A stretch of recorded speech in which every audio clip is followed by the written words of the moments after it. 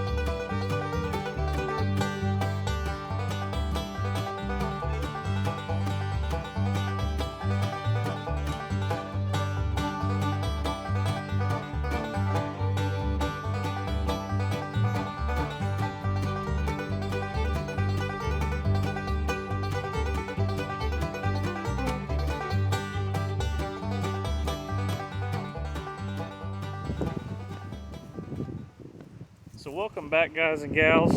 It's been a long time since we made a video here.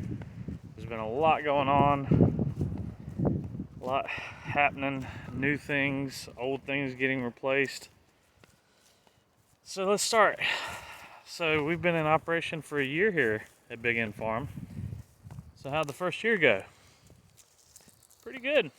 We actually sold, I think, about $520 worth of products here on the farm between eggs, blueberries, and meat chickens. So not half bad.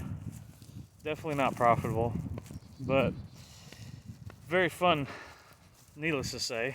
So what's changed since our last video? Well, this year we actually managed to break ground on our garden and got some plants in the ground. So today is Good Friday in the year 2020, and as most of you know, the world is on lockdown right now because of a virus outbreak. So I've had extra time to work on stuff around the farm. So, that being the case, we've got, let me switch up, the sun's getting behind the camera there. So as most of you know, the world's on lockdown right now. So everybody's at home, so more time for projects. Projects like repurposing the old meat bird tractor for a breeding flock. That's right. Just picked up an incubator. We made a little homemade one out of a styrofoam cooler, which I'll show later. It worked okay. Today's day 22 and we haven't had any of the 5 eggs hatch yet, so the temperature fluctuations may have been a bit much, so we went and bought an actual unit. So hopefully we'll be able to breed some Delaware chickens. I'll go over some more about them later. But we have also moved the pigs and the chickens. They've done a fantastic job of getting this part of the field leveled and ready to be plowed. So maybe we can get the ruts out of it so I don't bounce my teeth out while bush hogging. And speaking of bush hogging, we got a new tractor. How about that? No, we're not changing the name of the farm. The Big End tractor did a good job for what it was, but what we found is it just did not have the horsepower or really the weight to pull the plows and stuff that we need through this clay up here. And so we ran across the International, which is a 36 horsepower and a diesel, and much heavier and does a much better job pulling the implements through the clay here. So really happy with it. And it came with paint. How about that? Say hey, pigs. These are the groundskeepers. They've been doing a fantastic job of thinning out this grass to get it to where we can actually level this ground. But no piglets. No piglets yet. Aunt Bee just got real large real fast when we first got her, and some of you might remember in some of the videos we thought we were going to have piglets. No, she's just fat. The weird thing is, she gained a lot more weight than the male did. I don't know. Maybe she's a emotional eater. I don't know. It's just weird. We also have a field mouse that is pretty brave. He jumps out and eats with the chickens. So, named him Mortimer. He's a brave fella. But yeah, let's walk over here and talk about these Delawares for a second. Alright, so we've got a bunch of Delawares on our farm.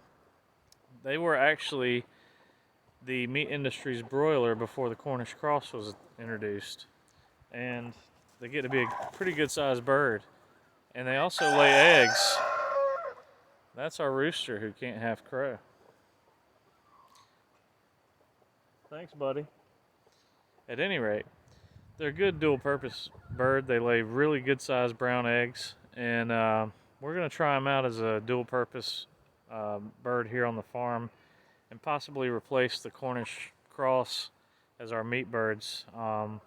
This is going to be the first time that we're going to try that. So we'll see how it goes. If nothing else, we can at least start getting some more egg layers to start introducing into our flock, because our flock is right at a year and change, and typically 2 to 2.5 years is the best egg laying you'll get out of your flock. So they're still getting used to one another because they were in 2 different pens, and a couple of the hens were reestablishing the pecking order, if you know what I mean. Another development is we hooked up with a local brewery. Big shout out to Dave at Hell on Horse Creek Brewing. And the chickens really enjoy his spent grain. So much so that if I pull up in my truck with a trash can in the back, they freak out and will all but bum rush the fence. So really been enjoying that. The chickens are loving it, and it's actually helped offset some of our feed costs.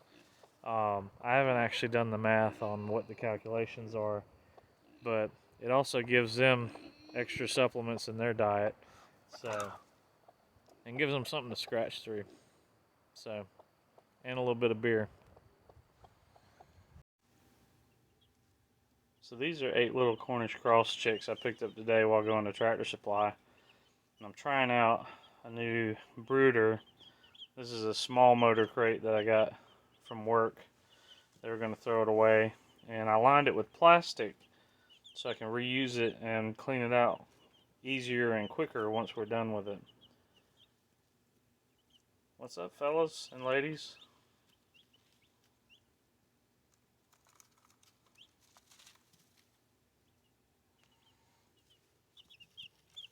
Say hey.